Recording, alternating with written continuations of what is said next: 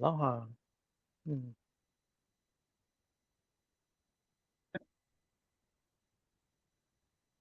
Hmm. Good to see you. Hmm. Very nice to see everyone.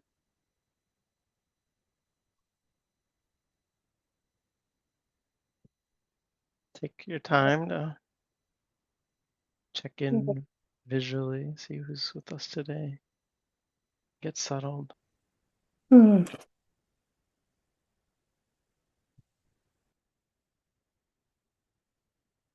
Hmm.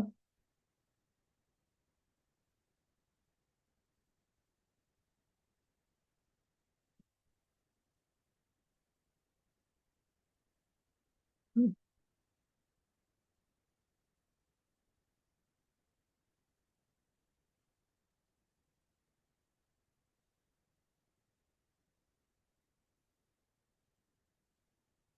Mm. Okay, let's get started with our sitting.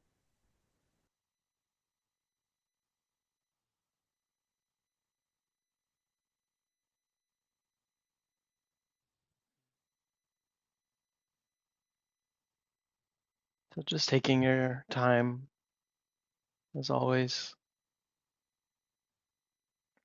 letting the eyes come to close first. Sometimes be a good way to start to transition into this more non-conceptual, receptive continuity of awareness.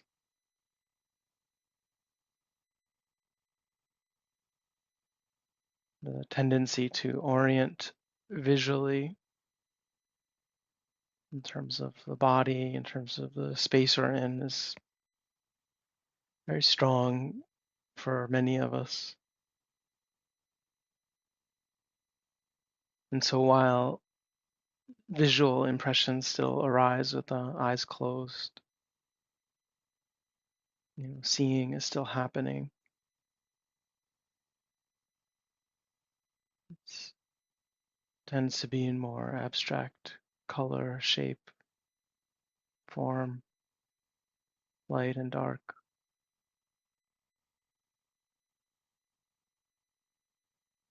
And so our sense of the space around us,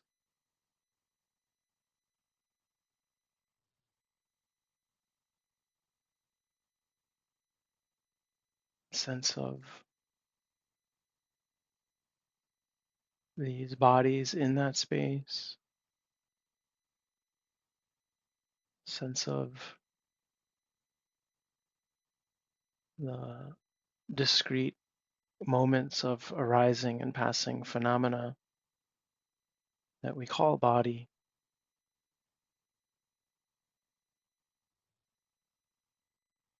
sense of the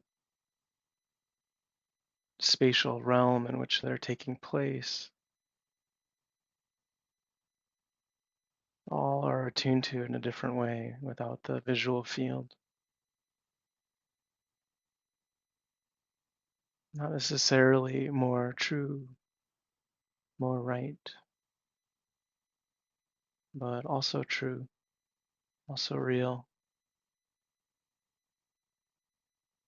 receiving sounds from the space around us,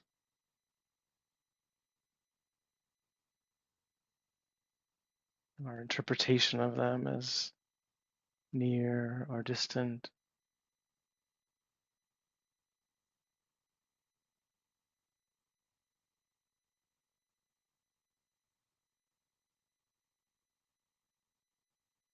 Sweet or abrasive, pleasant, unpleasant, neutral.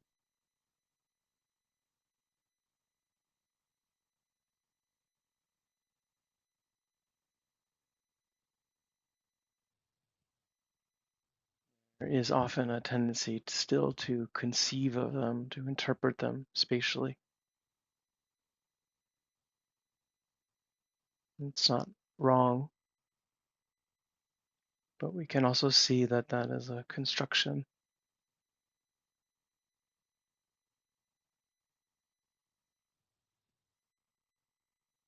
amazing one that the mind is engaged in, and that we also can simply receive sounds in a more temporal way rather than a spatial way, arising and passing, sensitivity at the ear door, vibration,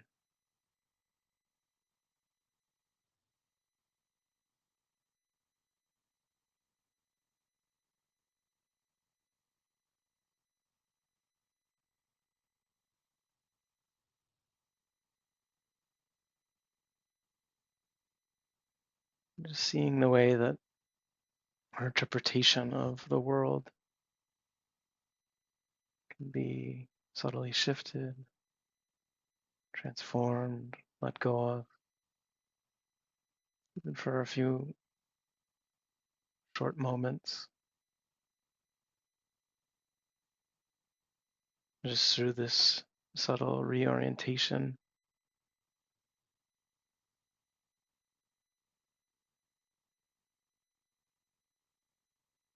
textures, tones,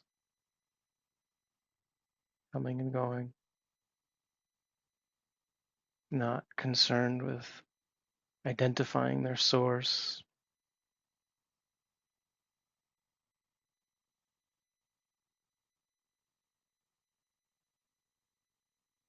not receiving their qualities, changing moment by moment, the nature of hearing,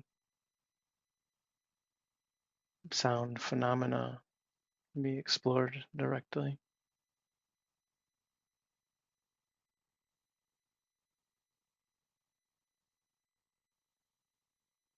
without any analysis of the conceptual world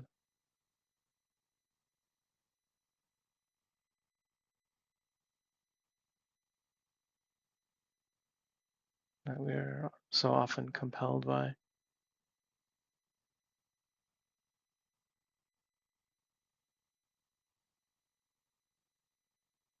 And similarly, the sensations of the body,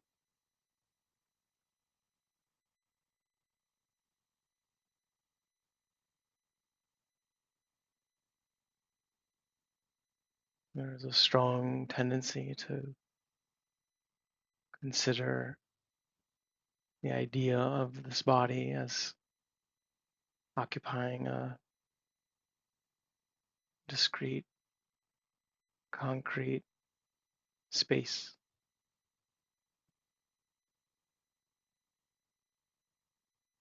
Its boundaries and limits clearly defined,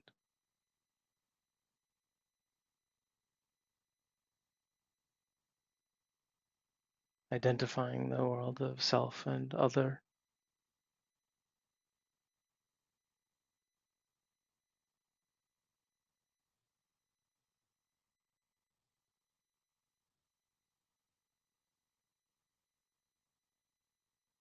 But a lot of that we also can observe as mental construction, mental interpretation,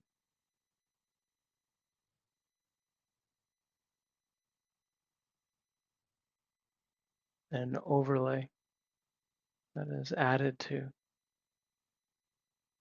not one that directly arises from the physical sensations themselves.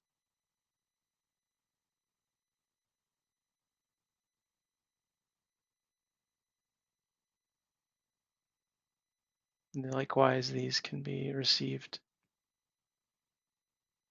more of an emphasis on time than on where in space,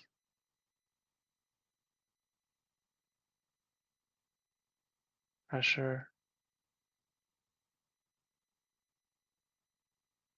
hardness, softness, tingling, ease.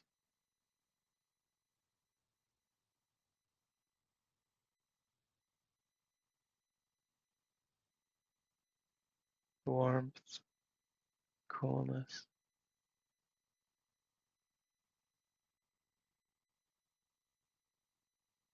moisture, dryness, things we experience directly and notice their changing quality, heat increasing,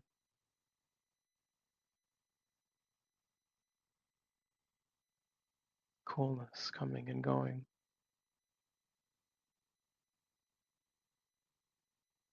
pressure decreasing, tingling, moving from here to there.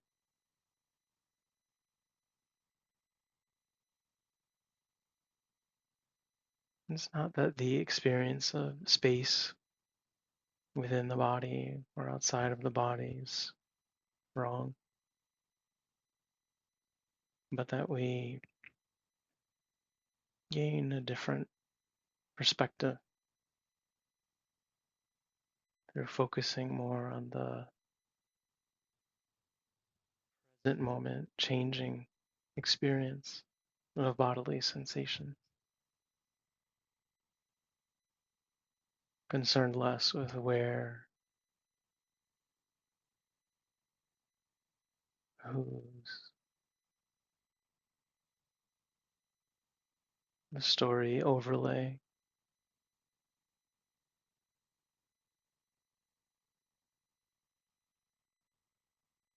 which on one hand can be enriching, on the other hand, profoundly confining,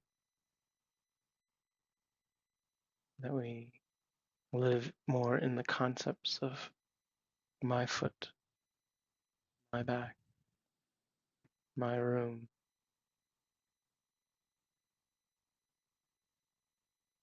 than in the direct sensory experience of life unfolding.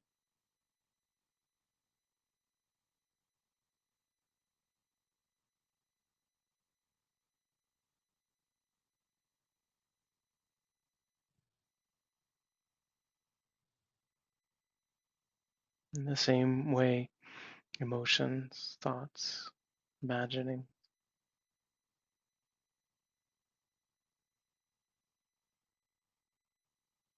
sometimes seem to be arising and passing in a specific location in space, but other times not so clearly. A thought arises. Where doesn't matter. Sadness, worry, excitement, ease.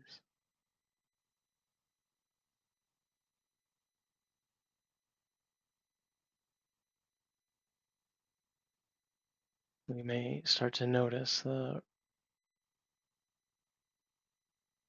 causal, profound relationship between a physical sensation and an emotion, a thought, an undercurrent of mind state, reciprocal expression, correspondence in the body.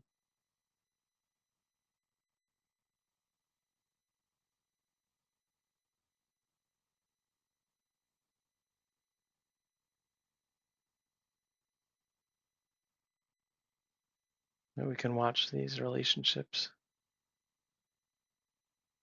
as unfoldings in time,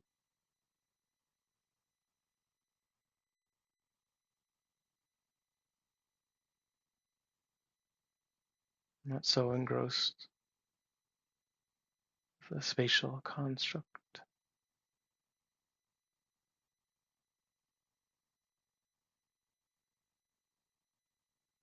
We're not concerned with what we want to be happening,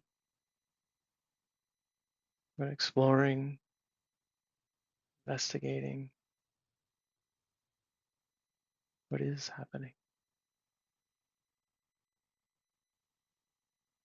Sensations in the body,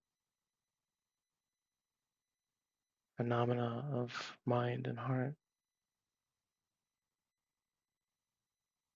sound and sight,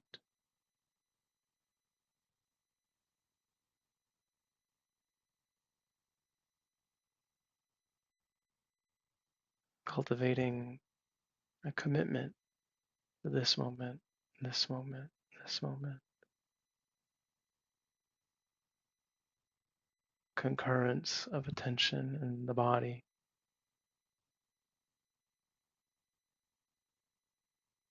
When the mind becomes predominant, observing it, that same momentary commitment and inquiry,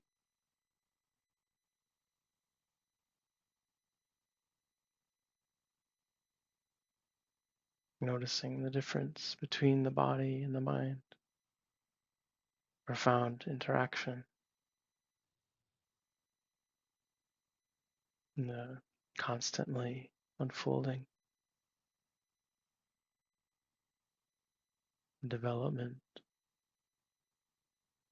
their interactions and our observations of them.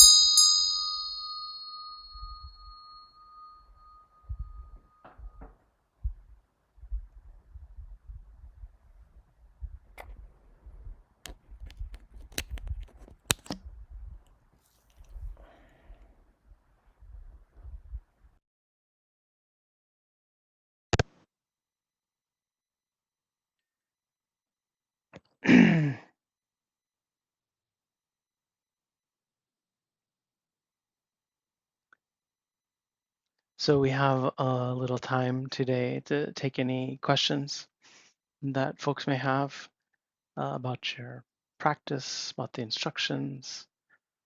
We know that it's a very powerful time of year. Happy Hanukkah to anyone who's celebrating. We know that's sort of like the beginning of holidays, and those are full of all kinds of things for all of us. Lovely, challenging, all the mix. So we hope that you're doing well, and of course want to be able to support you in whatever ways we can. The best way to let us know you have a question at the bottom of the Zoom screen, there's a little icon there that says raise hand. You can click on that and we'll know you have a question. Or you can type into the chat to me that you have a question and I'll call on you. Or you can wave your physical hand and I'll see that as well. We'll get you in the queue.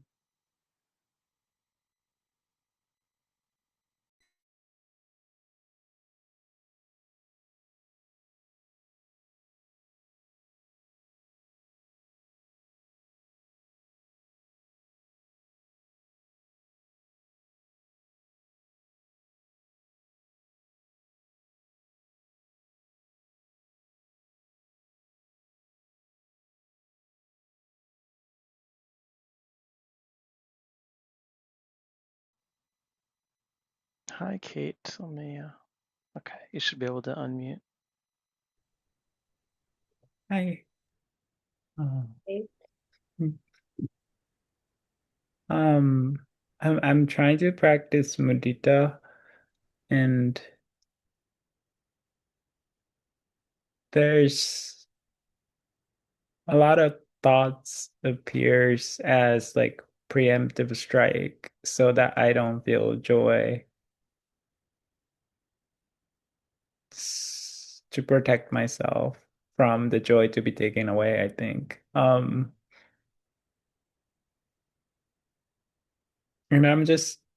I haven't used a lot of even meta phrases, but I'm just using phrases to just interject um, those preemptive strikey thoughts, and it's not even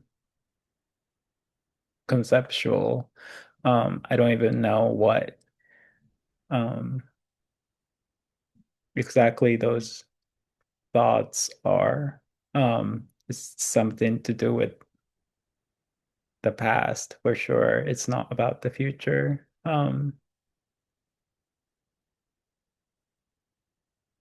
Yeah, I'm not quite sure if I'm practicing mudita skillfully. If there's any um instruction you could think of, I would really appreciate it. I think one question I have, I'm sure might just be helpful to both of us of like, I mean, it's always interesting when we decide to focus on a certain practice. And so you're just kind of curious if there's was there a reason for it? And is it a particular kind of person that you're trying to practice with, and that it's that some of the stuff is around that person is difficult, or the past with that person, or you're sort of flexible in terms of where you're trying to kind of make the connection of mudita. I think I'm trying to make connection with myself. May I appreciate joy in my life, and and it's not particularly that phrase is difficult. I just thought I started doing it just because I don't practice. I don't practice this. I practice metta and compassion, I think, fairly often, but not the joy. And I thought that was like, oh, interesting. I could say two things that could be helpful, which is the metaphor or image of opening in practice is sometimes a flower opening. So the image of a flower bud opening, and if you just take Vedana, pleasant, unpleasant, neutral mental feeling moment by moment, the opening might be something we want, but we're not always up for the reality of moment to moment, pleasant, unpleasant, neutral change.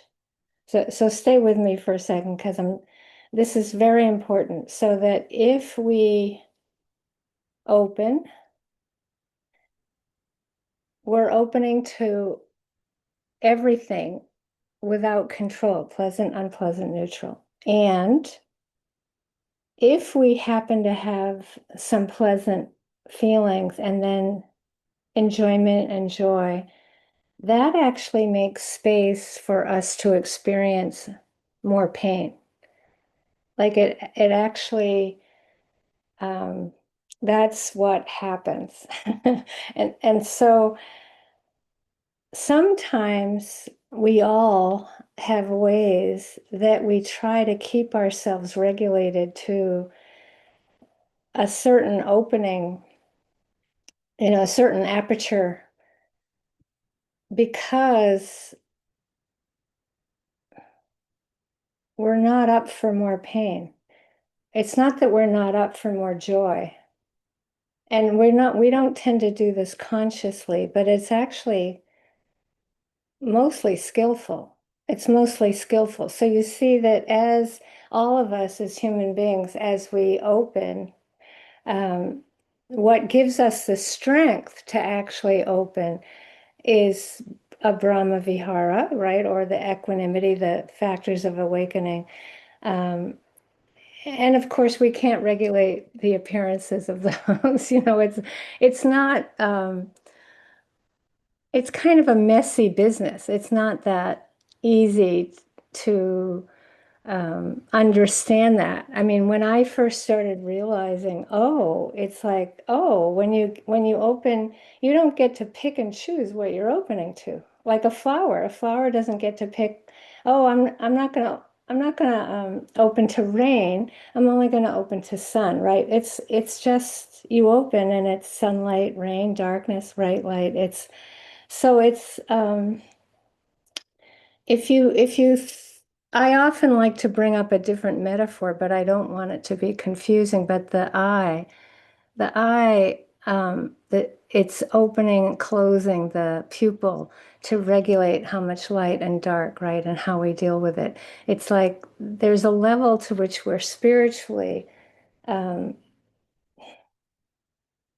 trying to find some kind of balance with this process that we don't even know we're doing. So I'm saying that because I think what you're describing is preemptive thought thinking, that you're not really even able to say what it is a way that you're trying to prevent opening more. Now that could be coming out of fear and not necessarily based on wisdom, but it doesn't matter really. What matters is that you respect that process, because your system will feel safer if you don't push it too hard around this. You tend, just knowing you tend to lean into more of a very open, very open. And so your system might be trying to regulate itself in spite of your good intentions to have more mudita for yourself.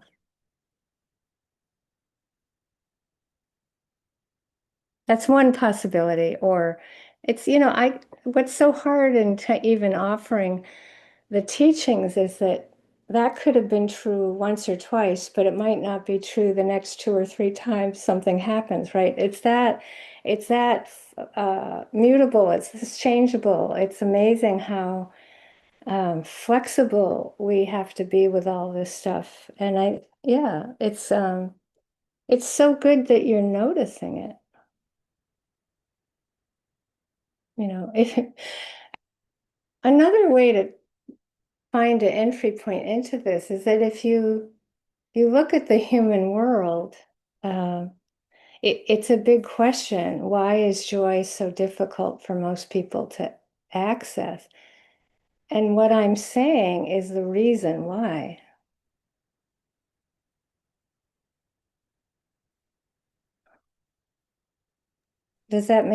I hope that makes sense. Mhm.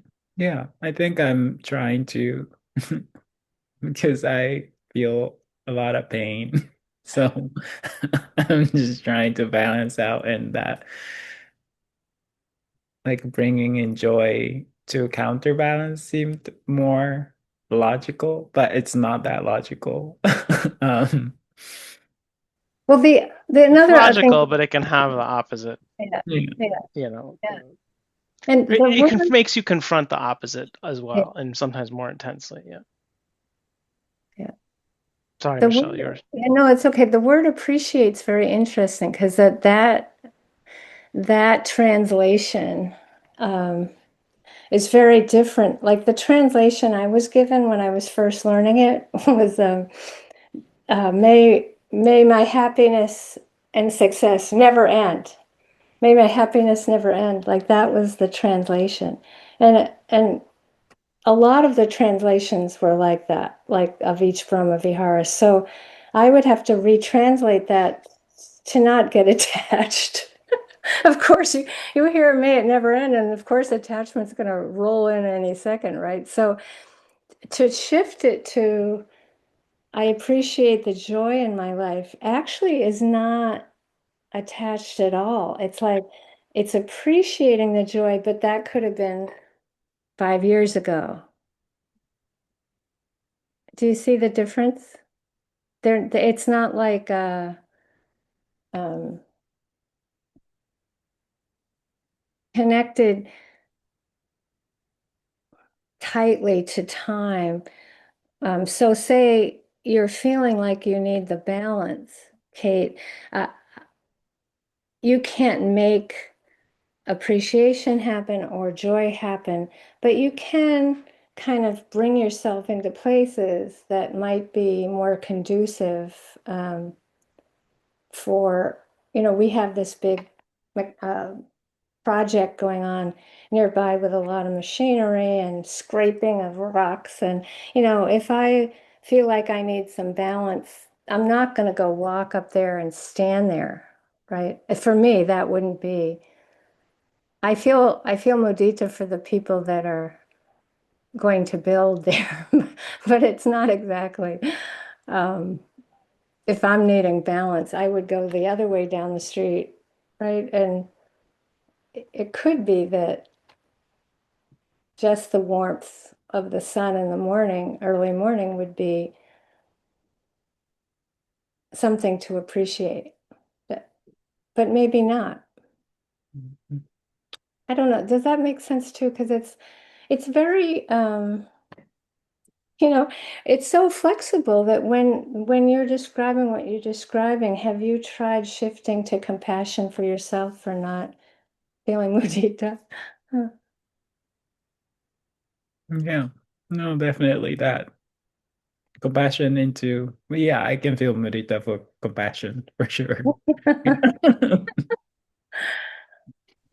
Yeah. Yeah. I think it's part of the downside of the language as in that kind of framing of, may I appreciate the joy in my life.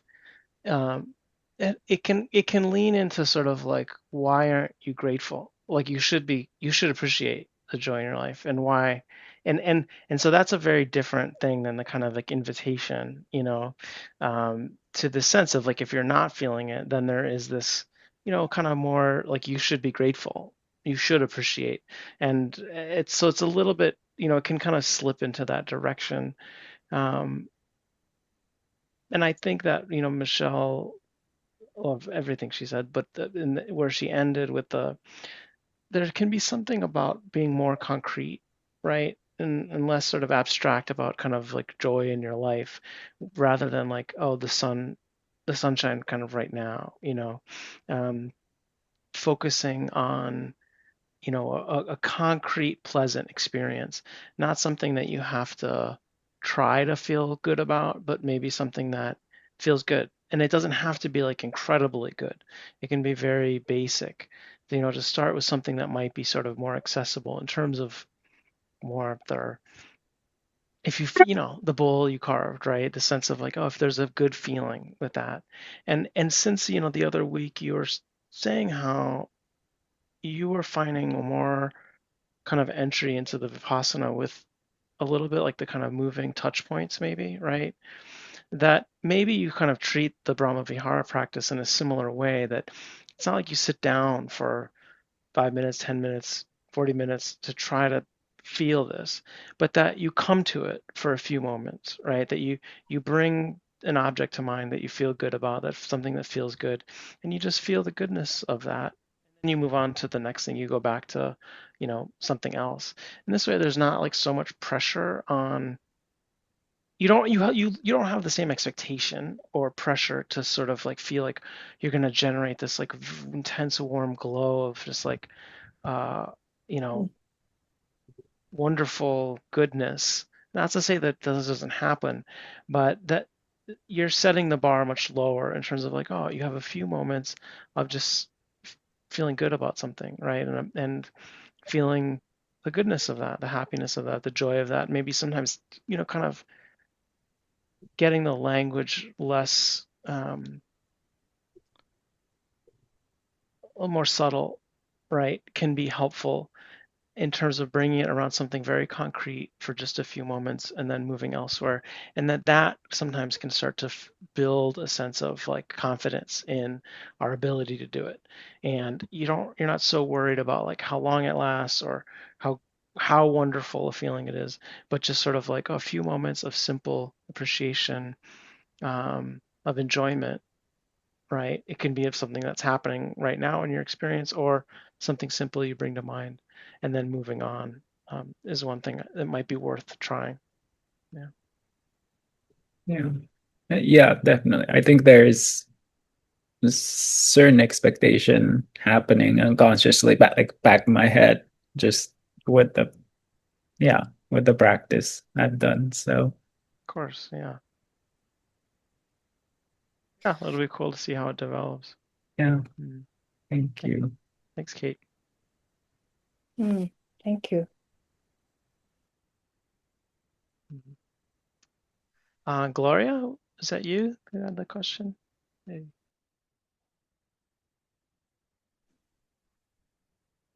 Okay. Can you hear me?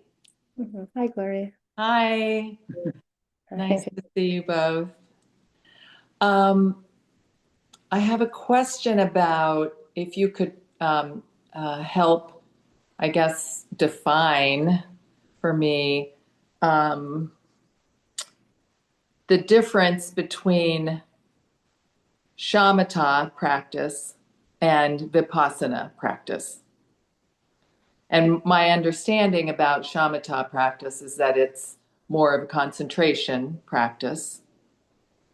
And yeah, we were trying to explain this difference to some friends the other night, and I just realized like I don't even really have words for how do I describe Vipassana practice and how it's different from a shamatha practice. And um, yeah, so I just need some help in kind of understanding how they're related and how they are different. Yeah, I always think the best example is the old candle in the dark room. Like if you because people can really put their teeth into it in a way. It's like if you have a very dark room and you bring a candle in and light it, that a pure concentration practice, meaning that it's not Kanika Samadhi, it's not Kanika Samadhi is when you're constant, the attention is connecting and sustaining through moment to moment change, a moment of hearing, a moment of thinking, a moment of, right? It's changing, but the attention is staying connected and sustained through that change, right? That's Vipassana in its purity. And then the fixed concentrations, shamatha is usually described as a fixed concentration, so that if you brought the candle in and lit it, the instruction would be to ignore everything that happens. So you're not doing kanika samadhi at all. And the significance of it is the ignoring. So that anything that happens, if there's a strong pain in the right knee or a light caress of wind on the cheek, you ignore it and you come back to the seeing the candle. Or if there's the thinking or anger or etc., hearing, smelling, anything that happens, you ignore it and you come back to the candle. So you're developing what I love, that to me, that it's very amusing or funny, that you're developing tranquility. Because why? Because you're ignoring pleasant, unpleasant, neutral. You're ignoring how things are completely. You're ignoring reality completely. And it feels wonderful. And so like that, the definition of it is bliss and tranquility and calm. And um, it's not to underestimate that we need at times that kind of um, complete protection from how things are. So in Vipassana, the way how we have learned it and offer it is a compromise, in that you're developing a safe harbor. You're developing an anchor that includes change, but it's a small segment. So the breath moving in the abdomen, or sound, right? You're training the attention to have kanika samadhi, but the compromise is that you're only focusing on that change within the sound, or the change within the movement of the breath.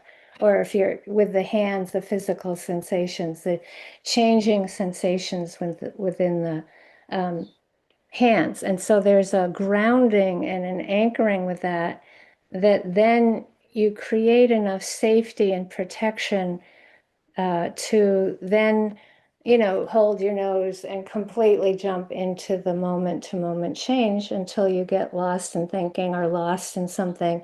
And you either scurry back to the safe anchor and build up the Kanika Samadhi in a small place, right? Or you can jump right back into the change if you're strong enough. Or sometimes we don't have a lot of choice in these matters. We kind of slide back in without choosing it, right? Or we have enough practice that with enough practice, it tends to choose it. Tends to choose itself, if that makes sense to you. Wisdom will start choosing it, or loving kindness. It starts to kick in without us having to feel like, am I doing this right? Or have doubt, oh, maybe I should be with hearing, and right, all that doubt in how we're doing it can drop away at times. I hope that's clear. Jesse, you might have another angle, but that's usually a good jumping off place. Mm-hmm. And then can you clarify in terms of like the wisdom or the insight has to do with in Vipassana, when you are acknowledging the impermanence of every experience that you're coming up against, right? Whether it's the pain in your knee or a sound that you're having, that the wisdom or the insight is that is passing. It's not, you're not going to go down some story of, oh, this knee pain is never going away and maybe I should go to the doctor and la la la, and go into a whole story about it. am I somewhat on the right Yeah, but interpretation? it's not it's often the way this is understood is that it's the insight is not happening through the thought process. And Mhm. so yeah, so that it's coming from actually say it's the breath, the attention is completely connected with the movement, right? And so there's an insight into understanding the nature of how things are, and then you would understand the futility of the content. Mhm. So But this that is not happening on some cognitive level. right, no, you have to have a cognitive level to put together the insight. You reflect on it, but it's after you haven't gone through that, right? You're surrendering so completely. You jump in, and it's because you've jumped in that you have that insight into anicca, dukkha, or anatta, right? So that you deeply understand impermanence so much that you understand experience is unreliable and that you can't control it. And Mhm. so therefore, right, then the getting lost in the content doesn't make sense. Mhm. Or you discern, well, maybe I do need to go to the doctor, right? But I can still be with this physical sensation. You get more choice. The idea is that you get choice instead of oppression. And would you say that in order to have um, more insight, that that you have to have a certain level of concentration to be able to get through those moments, or not? Well, Mahasi Sayadaw, which I really trust, he would say you need just enough. Uh-huh. Mm-hmm. You don't You're ready overestimate. for the next dinner conversation, I'm sure. It's Yeah, gonna go great. just enough. Yeah. It's really interesting because it's like that. So say we can't do that 90% of a sitting, but we're able to do it for 10 seconds. That will have huge impact. So if we get this idea, we have to get this momentum going and like hold on to it and stay with it. And that's not how it works. It only works in the like there's that dropping in that happens, and it can be 5 seconds or less, and a tremendous understanding can happen from just being that in touch with reality. You just get completely in touch with reality. Mm-hmm. You know, Just yeah, yeah, yeah. sometimes it's like important. These things are important, and other times they're very subtle. A lot of it's just timing, the difference between the methods and the approaches. The usually I hear that word shamatha from like kind of like, Tibetan lineages. Shambhala uses that language. And like there's an idea that and that there are plenty of schools in Vipassana and in Theravada Buddhism, right? So different from talking about the traditions of, Myanmar, Burma, Thailand, Cambodia, Southeast Asia, and the Mahayana and Vajrayana traditions, which are, different. But that that basic idea that you really need to develop a powerful stability of concentration before before you're able to observe the instability of all things. That's a very legitimate approach. Mm-hmm. And Mm-hmm. and in Burma, you'll find many places that have a similar approach.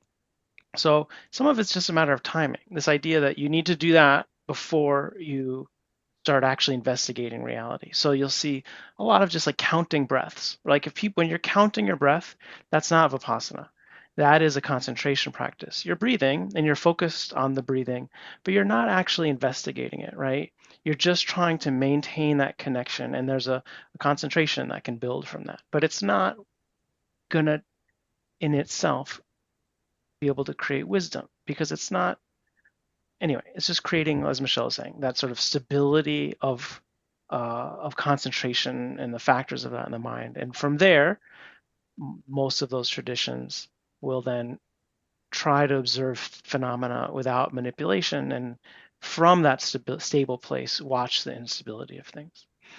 The Just as she was describing, Mahasi and others will also say that you don't need to separate those. That by the intentional observation of phenomena as they are, you develop concentration and you develop insight, and that to separate those for lay people in the world for whatever reasons isn't necessary. It doesn't mean that the training isn't still available, and that it's not that Mahasi and Pandita didn't train people in concentration separately, because they would, but that sense that people can get very attached to those states of mind. They can get very identified with them.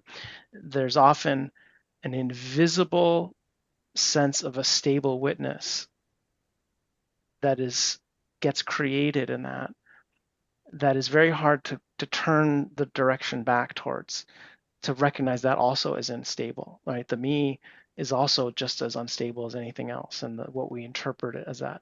So there are several layers of rationale for why we don't separate the concentration from the insight practice, and that we develop them together. And it can be messier.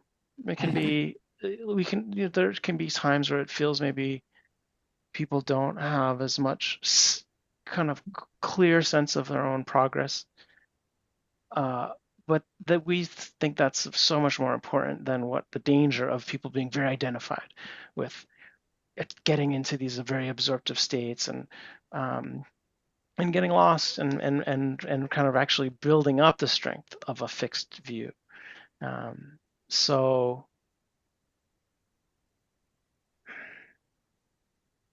and just to your second question, that you have to be careful about behavior of the mind and judging that as like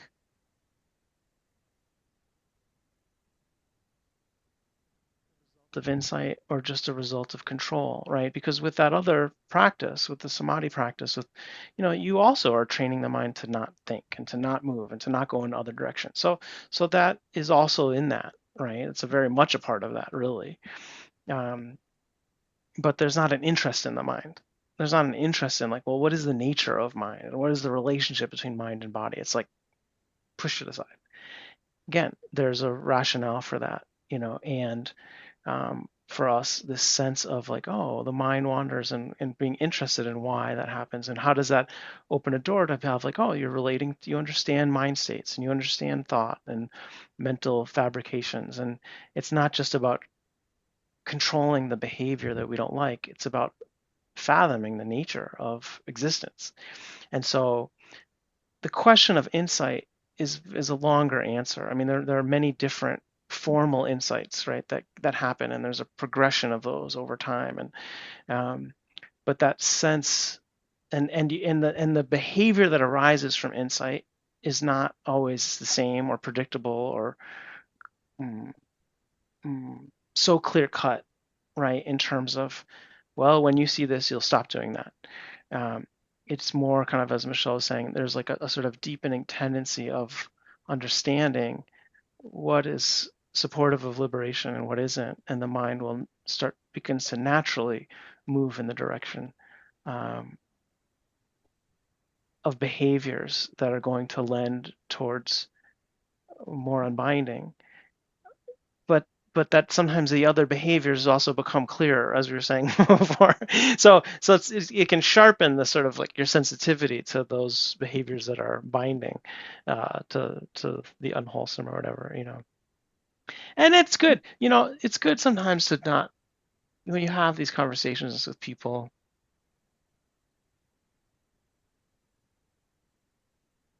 sometimes it's good to just listen to what they think about things and be Mhm. not Yeah. certain about any, the uncertainty is good, Mhm. and that sense of like, I don't know, sometimes we just sit there and it's very confusing, and that's That's normal. we have a lot of trust in that. Yeah, and I think one of the themes that came up was, well, we've read, that Vipassana is like insight oriented, wisdom based. So when I have these repetitive thoughts that come up, um, I'm looking for insight into why I'm having those repetitive thoughts, and so I think, we were very clear, like, well, that's not Vipassana. We're not doing therapy, right? While you're in the middle of sitting. But yes, to note that this is coming up over and over again, and certainly something to explore, but it's not, you're not going to have that quote unquote insight, let's say, during a sit or, yeah. So there was, a curiosity around that word of insight. Um, and yeah, so. Yeah, no, but it's a fascinating question, and I think we can sound very clear, and there is a clarity to it, and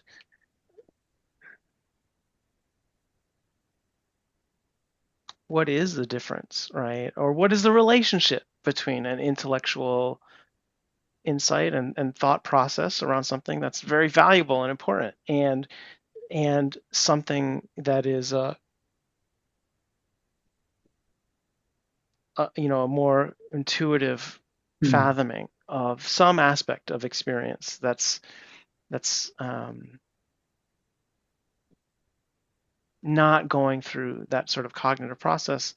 It's we want to be cleared, we want to know the difference, and ultimately it's much more important to just be curious about it and to try to understand it from the inside of like, oh, what is this, and then what is relationship. And like, as Michelle was saying, you know very often with kind of Vipassana insights, there will be a cognitive process afterwards that interprets it, right? That requires some sort of like putting notions around what is kind of more directly perceived, So to not also feel like they're in different universes, even if there is a sense of, yeah, they're different and they can be different at different times.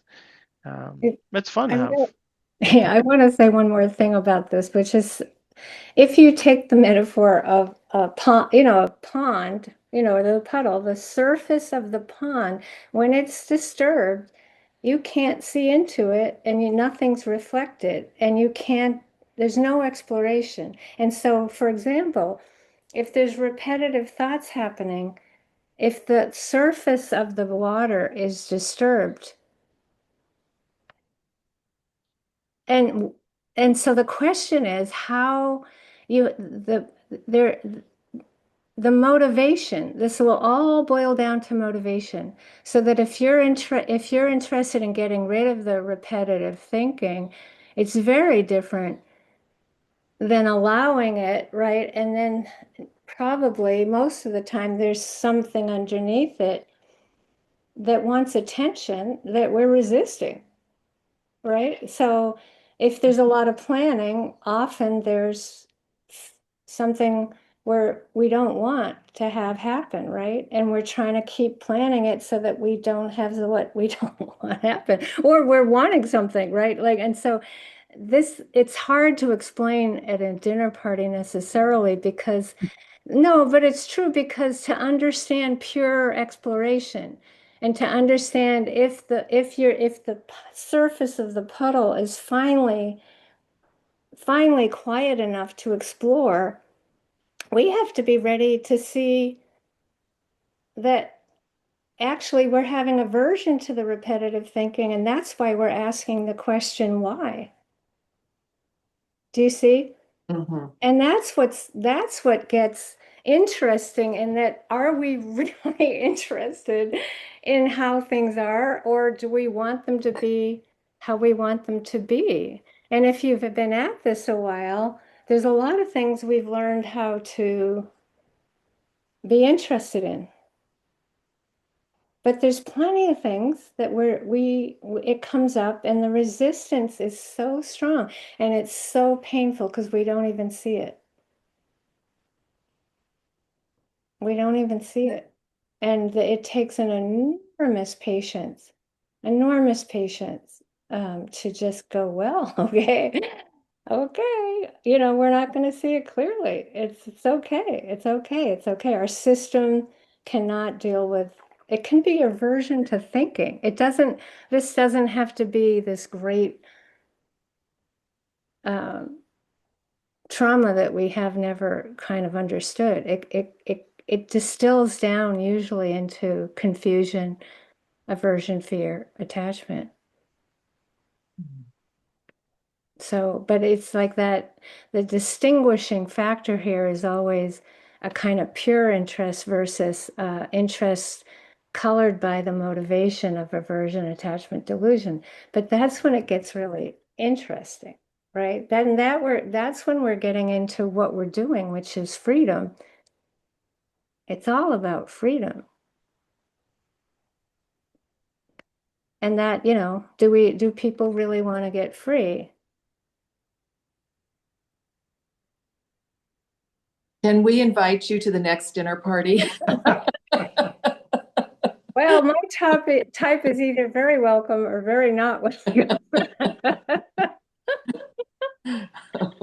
Thank you so much. That was very helpful. Yeah. I had someone tell me once at a dinner party, "You're hell at dinner parties." So it's not always. Thank you. Yeah, thanks, You both. Claudia. It is Yeah. important, really important. Yeah. Annie. Hi.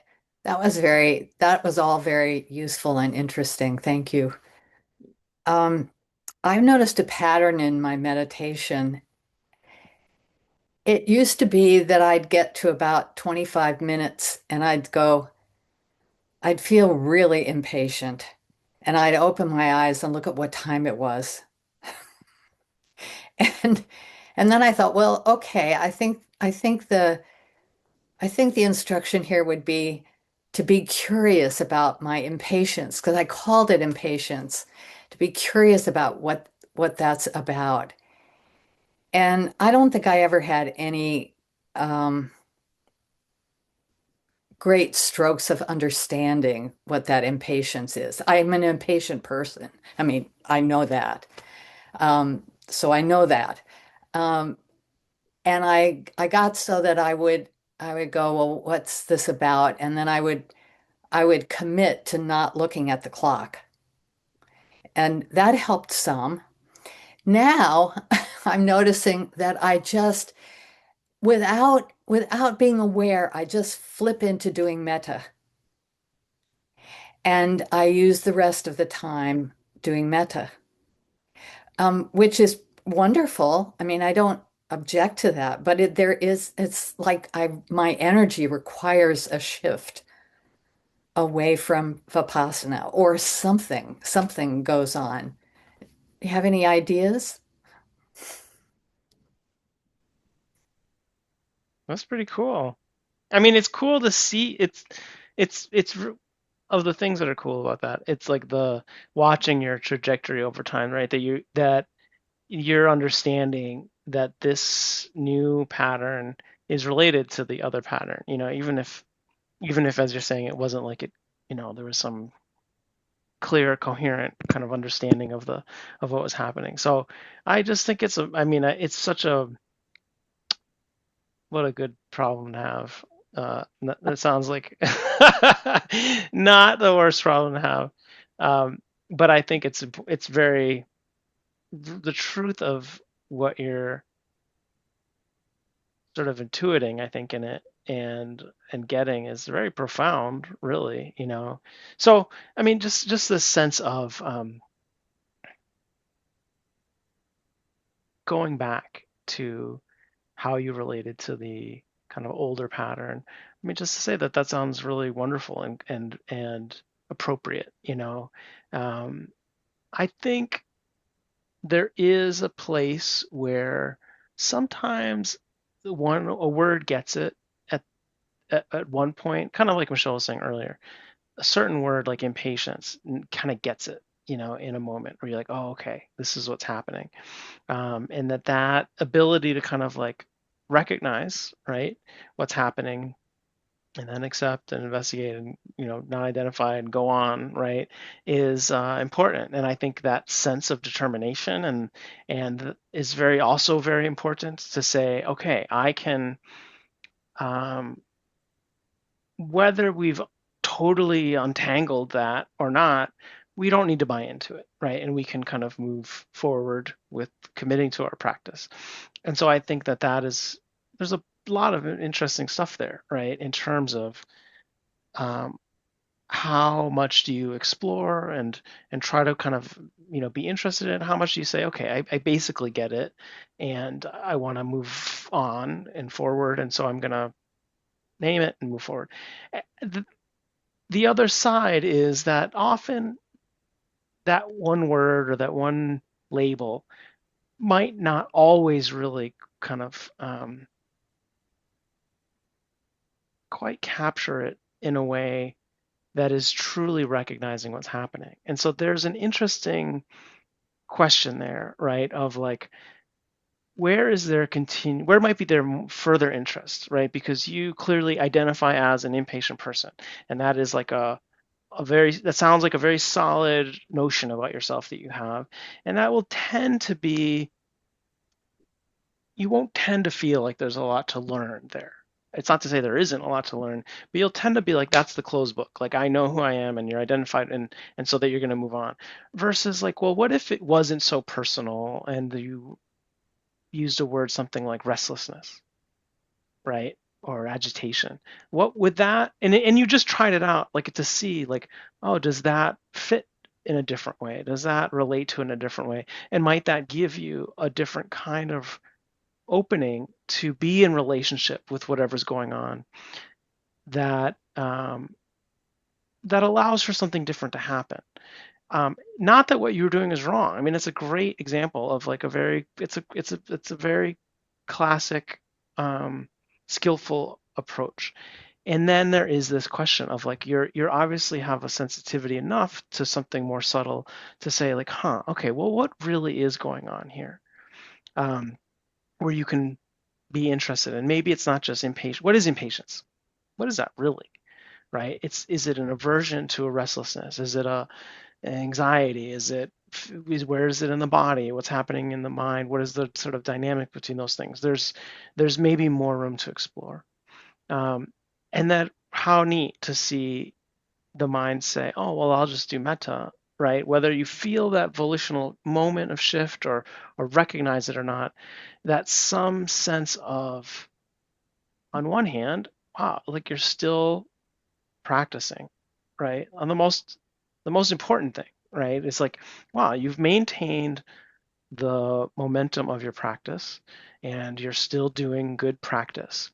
But it is interesting, right? This sense of the mind desiring to go to something more pleasant than whatever it was you were experiencing with this moment of restlessness or impatience or whatever it is.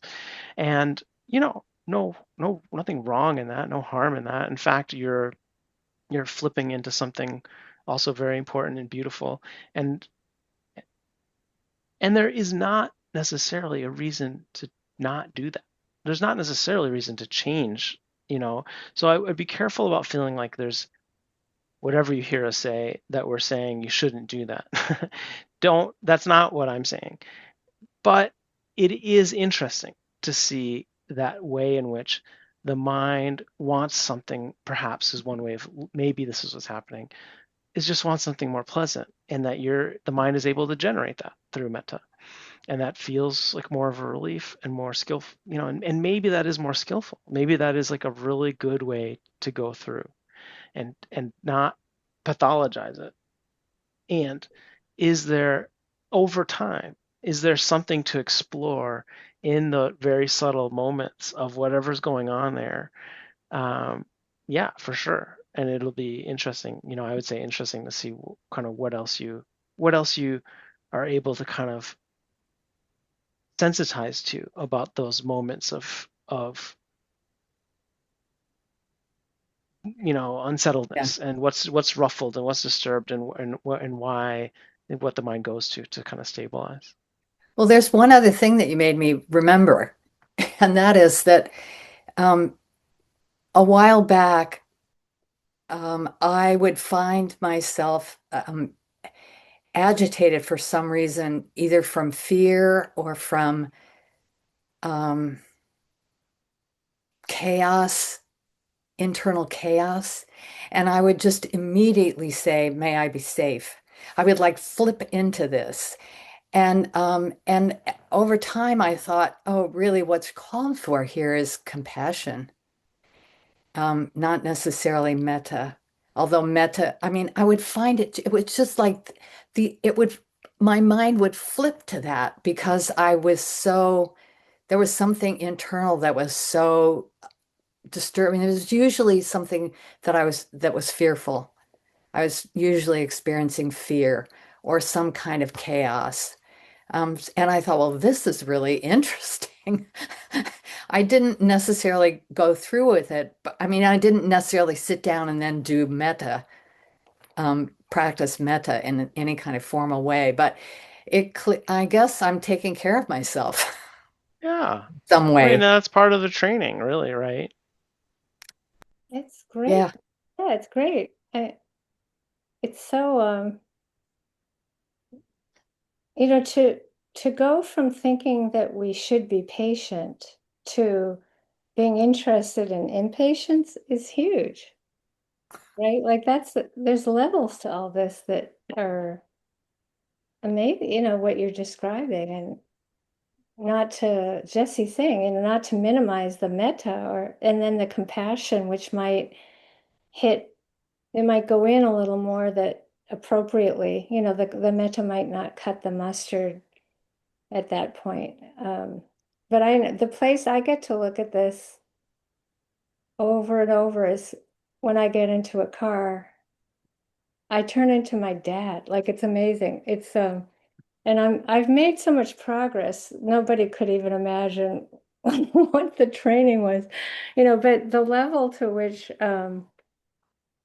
moving to Hawaii and going from being trained to be an insane Boston driver to like people often driving under the speed limit. Or my favorite is when you stop and they let three people in, or I'll be sitting there and I'll be like four. That's like actually, you know, a Boston driver can't handle that. What are we supposed to what are we supposed to do with that? You can label these people saints, but you still have to deal with, so I really feel like your description of it is great because it's going from that conditioning of like, this is not okay, to like accepting the impatience and then metta. But I think compassion really can be helpful, because Jesse's describing like that, all the nuances that if you get interested in it, there's a tremendous amount of restlessness.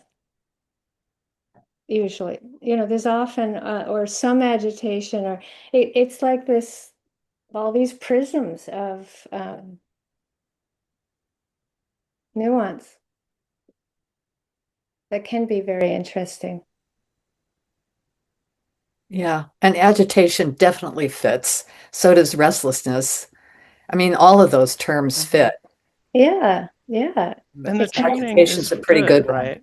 It's like that sense of like, wow, you've learned, you have a tool, you have a skill that like gets you back on track, and in a kind of stable place, and restlessness is, it's like one of the few um, entanglements that's still there until full enlightenment, right? That you have like all this progress, and that's like one of the last. There's still this like subtle restlessness until you're fully enlightened. And so it's almost like not only is it like might as well learn to be friends with it and understand it, but actually that it's really the opposite even, or it's not that it's in the way of your practice, that actually that's the doorway into understanding more profoundly, that actually being able to abide in it and understand it and feel the trembling is ultimately also important, but that it's not wrong to also seek the stability of the loving kindness, in the way that you're doing. But you might notice at times that you have a little more sense of, as Michelle's been saying, the freedom, the wherewithal to say, oh, you know what? I can do metta for sure. And let me just hang out here for a moment. Let me just explore, what does this feel like? Where is the trembling in the body? Is it in the mind? What is that? What is that quality of experience? And get to know it better. Yeah. Thank you. Mm-hmm.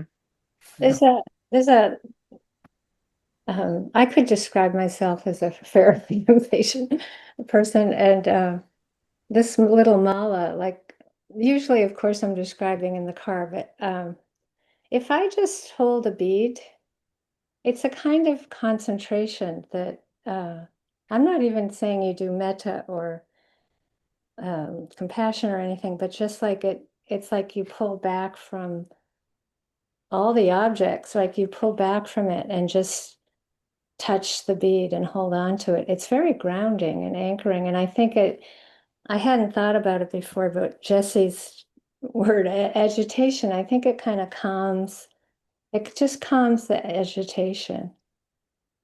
And then you could add whatever, some compassion with it. But it tends to, for me, it's so easy to it's like stirring the pot of impatience versus turning the fire off or putting it at least on Or low. jumping into the fire. You have Right. plenty of options.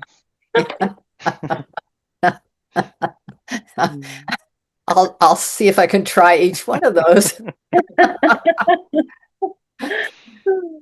Thank you, Annie. Hmm. Well, thank you, everyone. Really good to be with you again today. Already mid-December. Unbelievable. Hmm. The new moon is coming. Yay. Solstice, it's very exciting. Yeah. So take care of yourselves. Mm. I'll look forward to seeing you soon. Mm.